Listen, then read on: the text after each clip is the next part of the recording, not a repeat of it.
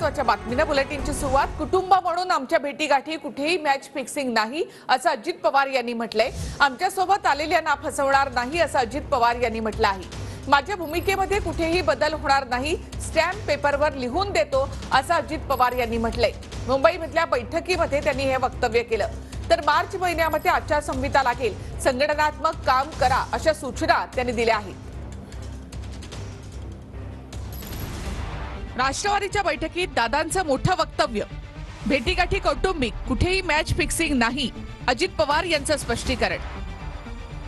आमच्यासोबत आलेल्यांना फसवणार नाही, अजित पवारांची ग्वाही।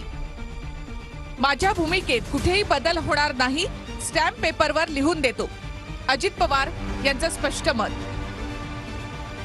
कमळाच्या चिन्हावर आपण लढणार नाही, घड्याळावरच महायुतीमध्ये लढणार, अजित पवार यांनी स्पष्ट केलं। आरक्षणाच्या मुद्द्यावर बोलताना काळजी घ्या, आरक्षण दिलं पाहिजे असं बोला। कायद्यानुसार आरक्षण सर्वांना मिळालं पाहिजे, बोलताना गैरसमज निर्माण करू नका, दादांच्या सूचना। कोणतीही चर्चा काम करताना मित्र पक्षांना इजा होईल असं विधान करू नका। मार्च महिन्यात आचारसंहिता लागेल, संघटनात्मक कामं करा, अजित पवार यांच्या सूचना। इंडिया आघाडीचे खरगे आणि मोदींमध्ये मोठा फरक। खरगे आणि मोदींमध्ये जनता मोदींनाच निवडेल, अजित पवार यांचं मत। धर्मनिरपेक्षता आणि पुरोगामी विचार हा आपल्या पक्षाचा आत्मा।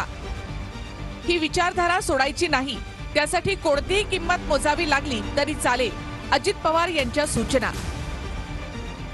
ज्येष्ठांवर आपल्याला टीका करायची नाही, पण कोणी आपल्या नेत्यांवर बोललं तर जशास तसं उत्तर द्या, अजित पवार यांचं वक्तव्य।